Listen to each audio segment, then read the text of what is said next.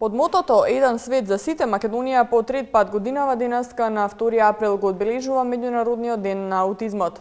Целта е да се придонесе за подобрување на условите за живот на оваа ранлива група граѓани. Добро дојдовте во уште едно ново издание на Урбаните вести.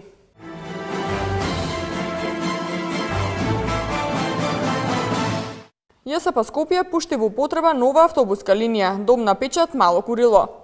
Булевар Србија ќе се проширува, а децата од центар ќе јадат повеќе овошје во градинките. Нов мост кој ќе го прават опозицијските кандидати Макрадули и Петров ќе ги поврзува Карпош и Ѓорче, а Жерновски повторно со обвинувања за фантомски гласачи. Петр Латиновски ја доби поддршката од СДУ, СДПМ и Сојузот на Титови леви сили. Сокол Митровски и Спиро Ристовски се сретнаа со пензионерите од Ѓорче.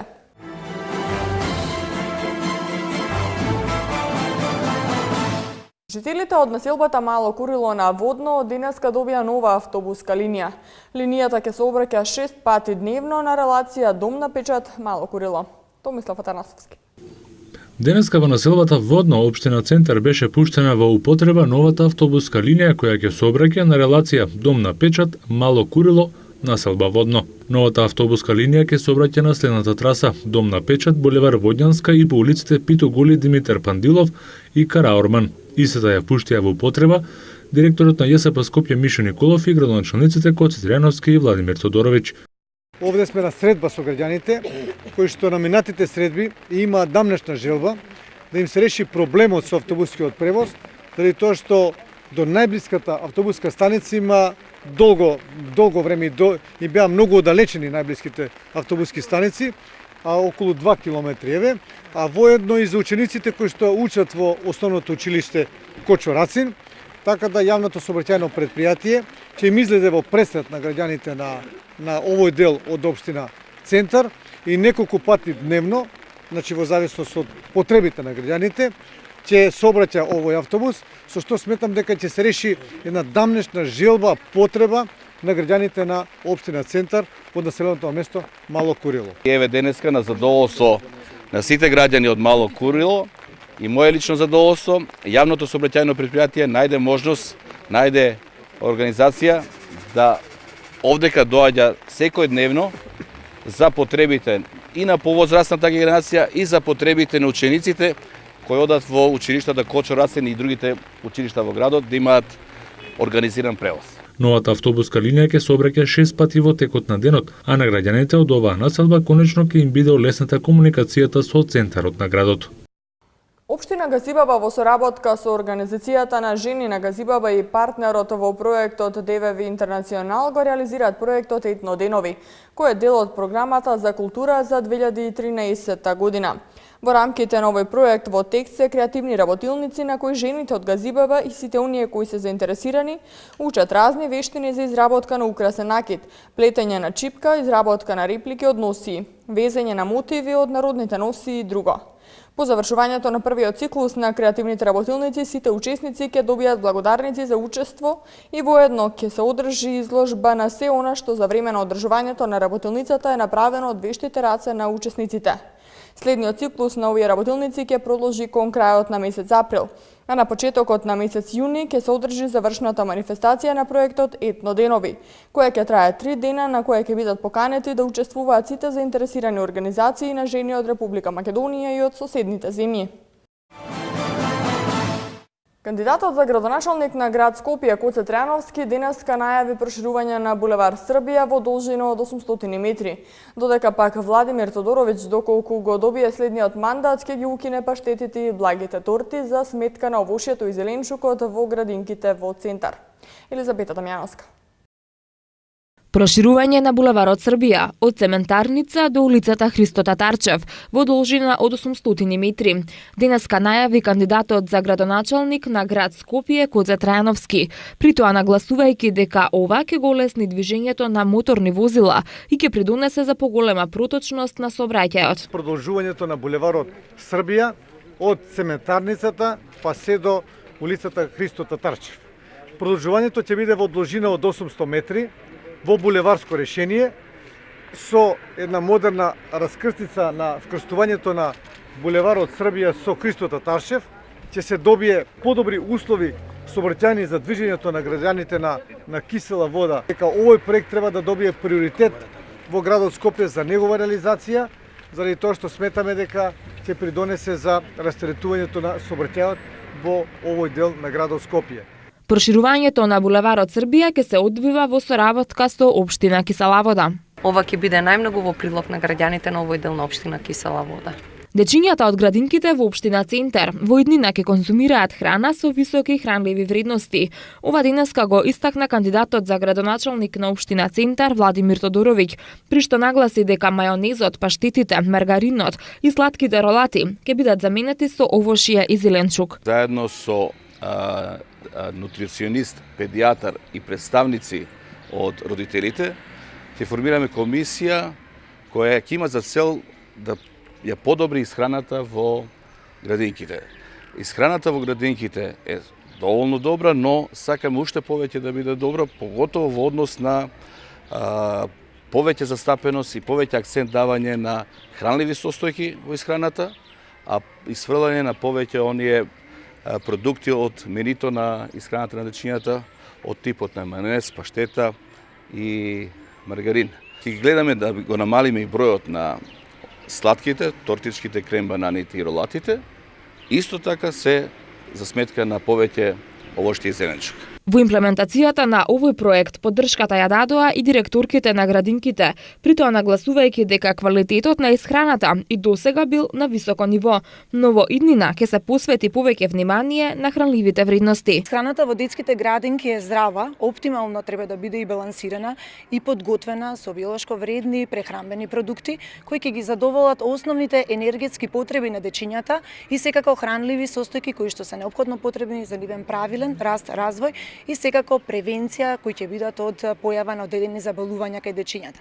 Кандидатите од опозицијата за град Скопје и Карпош, Јани Макрадули и Андре Петров, ветија дека ќе градат мост кој ќе ги поврзува Карпош со Влаје Ѓурче Петров.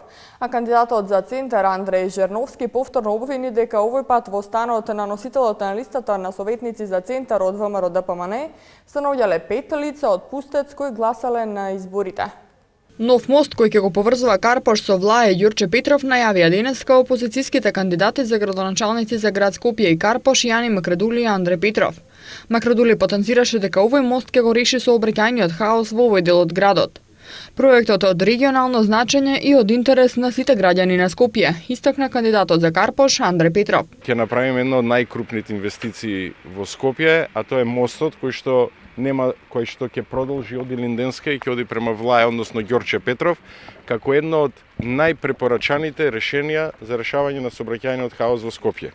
Овој аквадукт кој треба да помине преку бунарите на водовод, преку Вардар и да биде поврзување со соседната општина со Ѓорче Петров е нешто што е од интерес на сите граѓани на Скопје. Затоа на Скопје му се потребни вакви инвестиции. Андреј Жерновски, кандидатот за градоначалник на општина Центар, повторно обвини за фантомски гласачи од Пустец. Овој пат станува збор за 5 лица од Пустец кои се сместени во станот на носителот на листата на советници од ВМРО ДПМН и за општина Центар Никола Лазаров на улицата Народен фронт. Поред податоците кои што ги добивме од оваа зграда што е позади нас, Народен фронт, на улицата Народен фронт, имаме информација дека на станот, во станот на семејството на носителот на листата на ВМРО ДПМН, односно председател на градската организација на ВМРО ДПМН, се сместени ни помалку ни повеќе туку 5 од Пустец. Во станот на семејството на колегата кој што редовно се јавува да одговори наместо Тодоровиќ ми одговара мене, се сместени 5 од Пустец. Демократскиот сојуз на властите ја дадоа поддршката на кандидатот за градоначалник од Сојузот за иднината Андреј Жерновски и ги повикаа своите симпатизери да ја дадат нивната поддршка на овој кандидат. Демократскиот сојуз на властите сакаме да изјавиме после одредени изјави во медиумите дека остануваме во Сојузот за иднината како коалиција и сакаме да апелираме до нашите членови, симпатизери како и до целата влашка заедница да масовно искочат во вториот круг, да ги поддржат кандидатите за Сојузот за иднината и во што поголем број искочат во недела на вториот круг на изборите. Кандидатите за градоначалници на општина Бутел од СДУ, СДПМ и Сојузот на Титови леви сили ги повикаа своите гласачи во вториот изборен круг да го поддржат актуелниот градоначалник на општина Бутел од редовите на ВМРО ДПМН Петре Латиновски. Кандидатите за градоначалници на општина Бутел од Социјалдемократската унија, Социјалдемократската партија на Македонија и Сојуз на Титови леви сили, Ѓорге Сековски, Петар Мандалов и Един Мујовик, ги повикаа своите гласачи во вториот изборен круг да го поддржат актуелниот градоначалник на општина Бутел од редовите на ВМРО ДПМН Петре Латиновски. Тие нагласија дека ја поддржуваат добрата изборна програма на кандидатот за градоначалник Петре Латиновски. Во недела масовно ве повикувам да излезете на гласање и својот глас да го дадете за господинот Петре Латиновски, бидејќи моје мислење е дека најпогодна личност за општината и со него ќе имаме големи успеси. Затоа јас, Мандалов Петар, ве замолувам масовно сите да излезете на гласање во вториот круг и безрезервно да ја дадете поддршката на господинот Петре Латиновски како кандидат на ВМРО ДПМН. Во недела давам поддршка до господинот Петре Латиновски заради добрата програма Избери дела, кој општина Бутел ќе биде побогата и подобра. Актуелниот и кандидат за еден градоначалник Петре Латиновски рече дека оваа поддршка која ја доби од овие три политички партии ќе биде запишана во историјата на општина Бутел. Граѓаните сакаат улици, сакаат канализациони мрежи, сакаат водоводи, сакаат училишта, сакаат градинки нови, сакаат убаво лично осветлување, сакаат паркови и мислам дека сегашната поддршка која што ја добиваме и од моите против кандидати во недела ќе се случи во Бутел нешто што ќе биде запаметено, таква поддршка што мислам дека ќе биде запишана во историјата и развојот на новата општина Бутел. Кандидатот за градоначалник на општина Ѓорче Петров Сокол Митровски заедно со министерот за труд и социјална политика Спиро Ристовски денеска остварија средба со пензионерите од Ѓорче Петров. Целта на средбата беше да ги информираат граѓаните за заложбите на општината и владата на Република Македонија за подобрување на животот на пензионерите, како и да подискутираат за проблемите со кои се соочуваат пензионерите и да одговорат на нивните прашања. Ивана Митковска. Пензиите ќе се зголемуваат, а поволностите за пензионерите остануваат исти. Ветија денеска кандидатот за градоначалник на општина Ѓорче Петров од редовите на ВМРО ДПМН Сокол Митровски и министерот за труд и социјална политика Спиро Ристовски на денешната средба со пензионерите во општината. Митровски истакна дека во соработка со владата, грижата за пензионерите во Ѓорче Петров ќе продолжи да биде приоритетна. Почитувани пензионери, како најзрели, најискусни лица кои навистина ги знаат потребите и на младата и на најстарата, највозрастната генерација, сето тоа е влезено во програмата, секако во границите на реални можности на оваа влада, на градот Скопје и на буџетот на општината. Митровски вети реновирање на пензионерскиот дом во општината до крајот на оваа година, како и подобрување на статусот на пензионерите.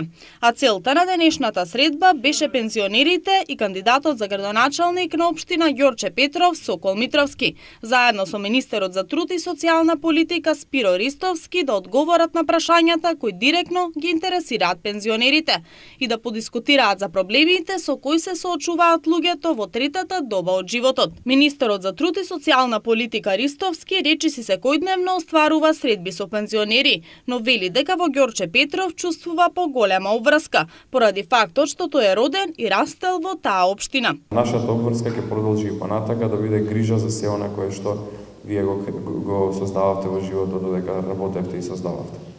Ќе продолжиме со сите овие политики, пензиите ќе продолжат да се зголемуваат и ќе бидат еден од врвните приоритети на владата. Пензиите досека се покачени за 40%, но ќе продолжат да се покачуваат и во иднина. Пензионерите и следните години бесплатно ќе одат на бања, а ќе продолжи да се намалува и цената на лековите, посочи Ристовски, нагласувајќи дека грижата за пензионерите останува примарен приоритет на владата. Ресорниот министер Ристовски порача дека пари за пензии секогаш ќе има и дека истите ќе продолжат да се исплаќаат во првата недела од месецот. Кандидатот за градоначалник на општина Чаир од ДУ Изет Меджити, кој во вториот круг од локалните избори ќе се надпреварува со Мухамед Тачи од ДП, денеска во старата Скопска чаршија се стретна со занечи со еснафот на чаршијата. Еден од редовните состаноци со еснафот на чаршијата и ветераните на еснафот, каде што разговараме како можеме подобро да придонесеме да чаршијата биде најфреквентно место во Скопје и во Република Македонија. И тоа не само што ние тоа го посакуваме, но така е сегде во светот, сегде во Европа, каде што се старите градови, таму е динамичниот живот и преку ден и преку ноќ, таму е културата, таму се концентрирани сите активности.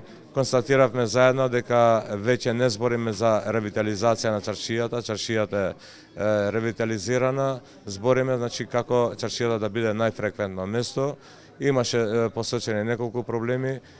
Една од прашањата е сигурноста, бараат поголем ангажман од Министерството за внатрешни работи да биде поприсутна полицијата, бараат да се реши најголемиот проблем за чаршијата е паркирањето, но тоа ќе се реши со третата фаза на плоштадот Скендербег, каде што се предвидени 500 паркинг места во подземната гаража на плоштадот Скендербег. Исто така е предвидена кадна гаража во дворот на театар, албанскиот театар. Значи овие две гаражи, едната подземна, едната надземна, мислам дека ќе го реши целосно проблемот со паркирањето во чаршијата. И останува и понатака да се работи во други сегменти. Заедно со градот ќе гледаме музеот на старата Скопска чаршија да биде поатрактивен, со побогата програма, значи повеќе активности, бидејќи туристите интересно им е ова архитектурата, интересно им се старите занаети, но сакаат да имаат и музеј каде што ќе видат како е основана, како е развиена чаршијата. Мислам дека ќе работиме и во тој план. Државната изборна комисија на денешната седница донесе одлука за разрешување на Општинската изборна комисија во Чаир и 13 избирачки одбори, откако беше утврден непосредно од нивна страна поинаков резултат од оној даден со записникот.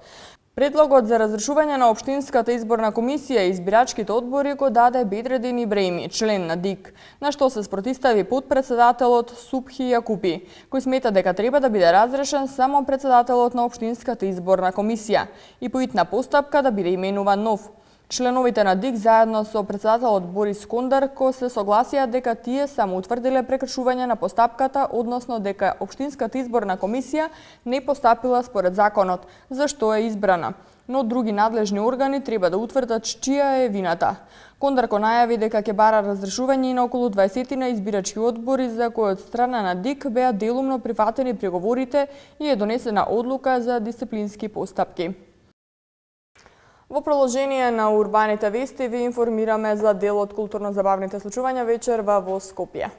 Во музеот на град Скопје од 20 часот се одржува концерт на словеничкото трио Арс Музика во рамки на фестивалот Денови на македонската музика 2013.